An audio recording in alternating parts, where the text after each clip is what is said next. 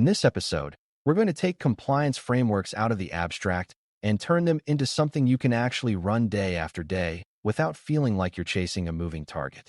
The Certified in Governance, Risk, and Compliance (CGRC) mindset treats compliance as a living program, not a binder you dust off when someone announces an audit.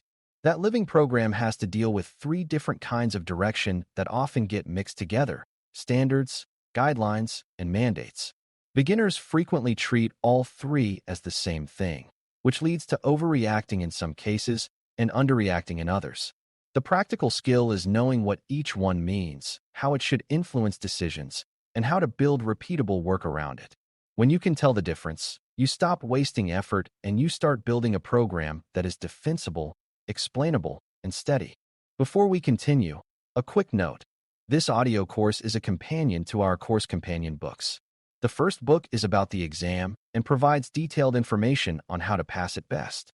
The second book is a Kindle-only ebook that contains 1,000 flashcards that can be used on your mobile device or Kindle.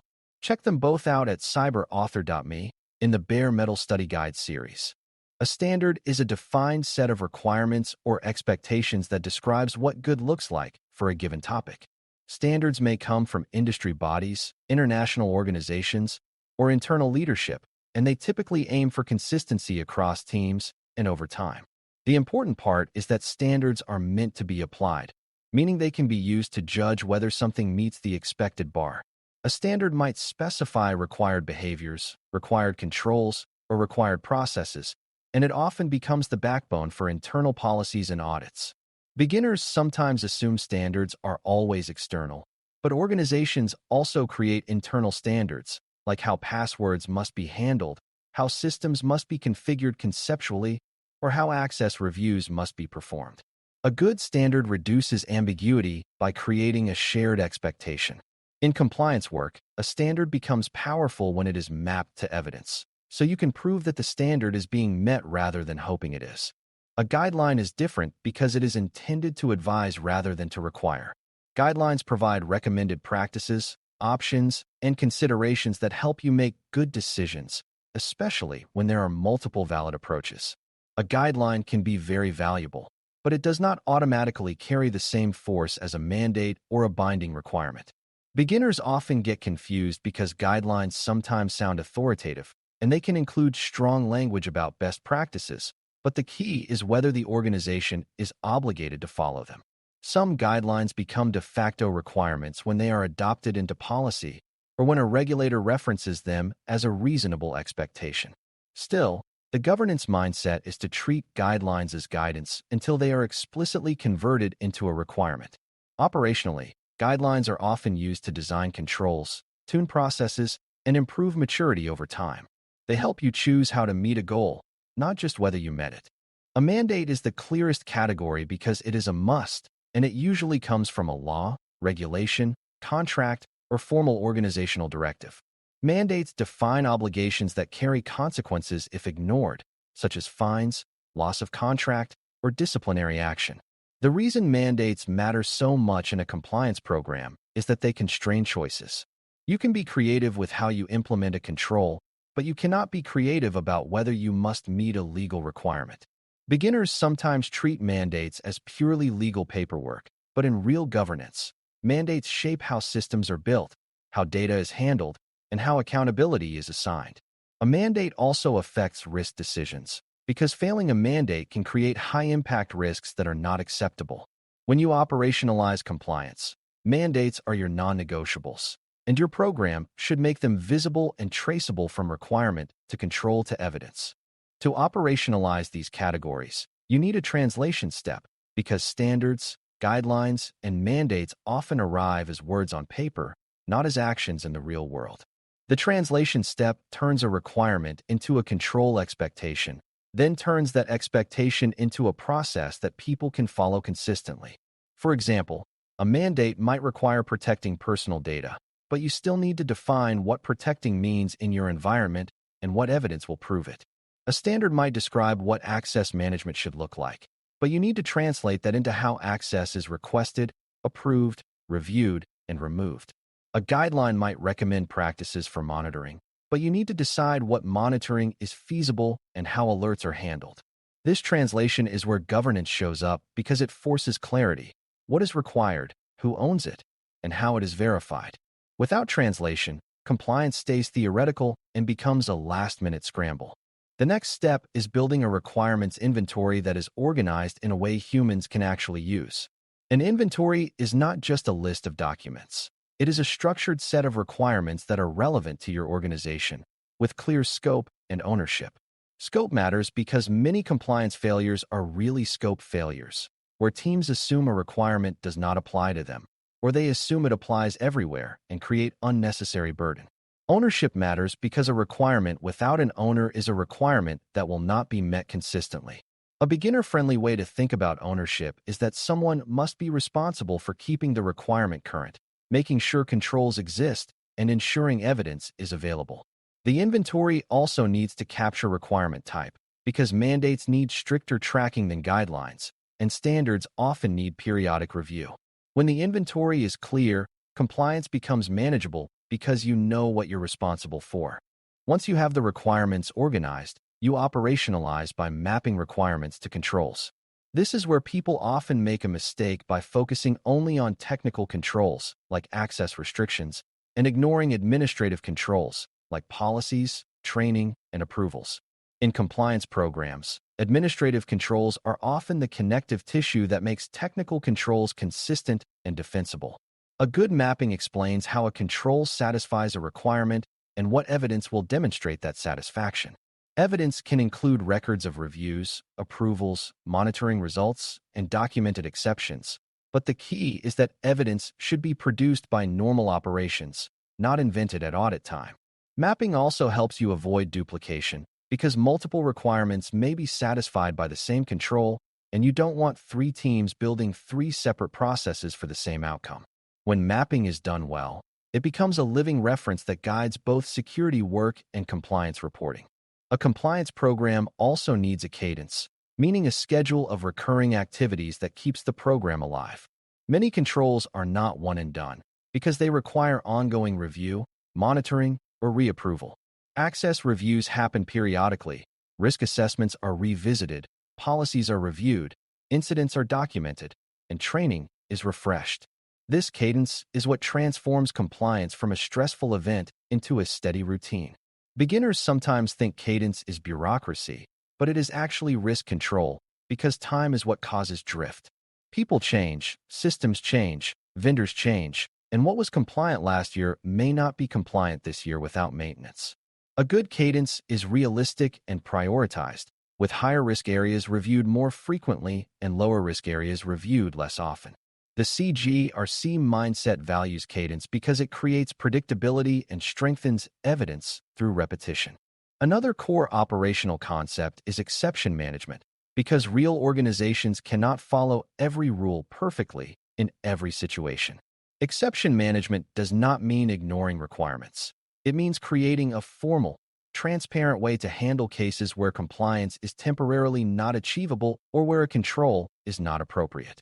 A well-run exception process requires justification, defined scope, compensating controls when possible, approval by the right authority, and a time limit or review date.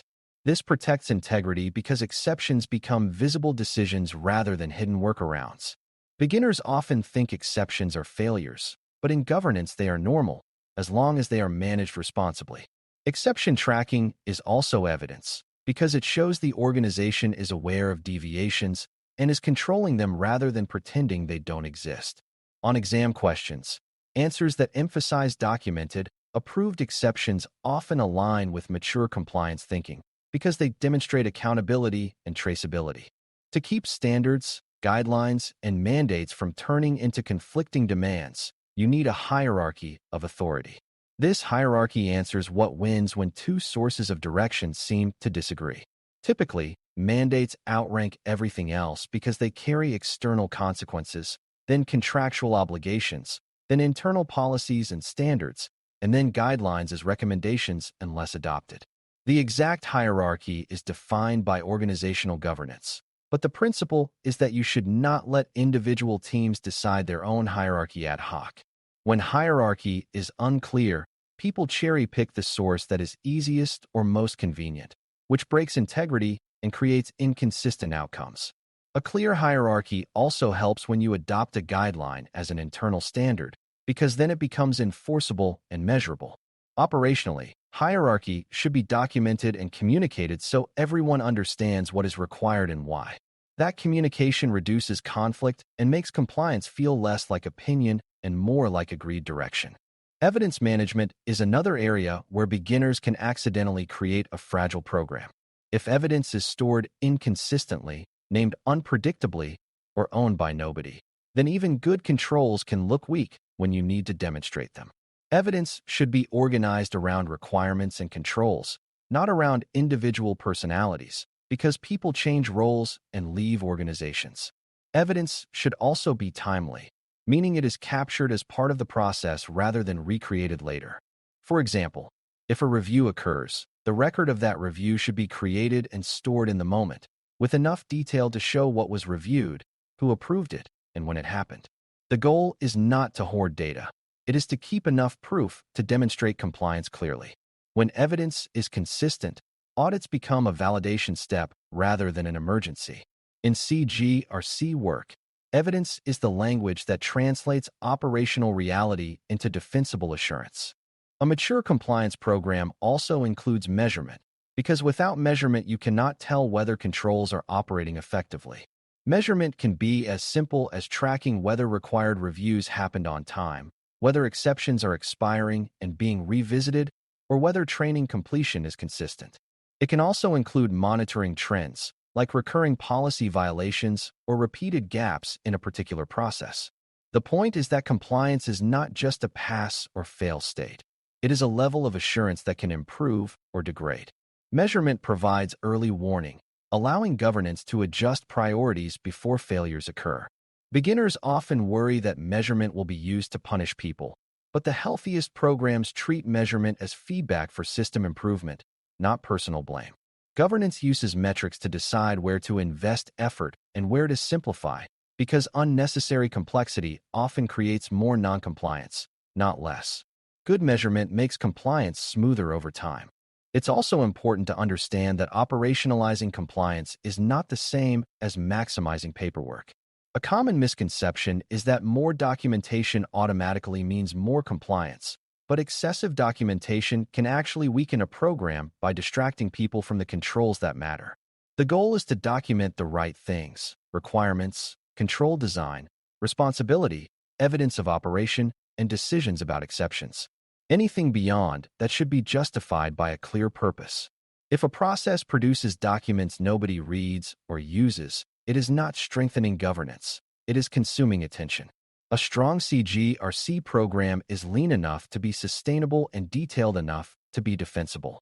Sustainability matters because compliance must persist through busy seasons, staff turnover, and shifting priorities.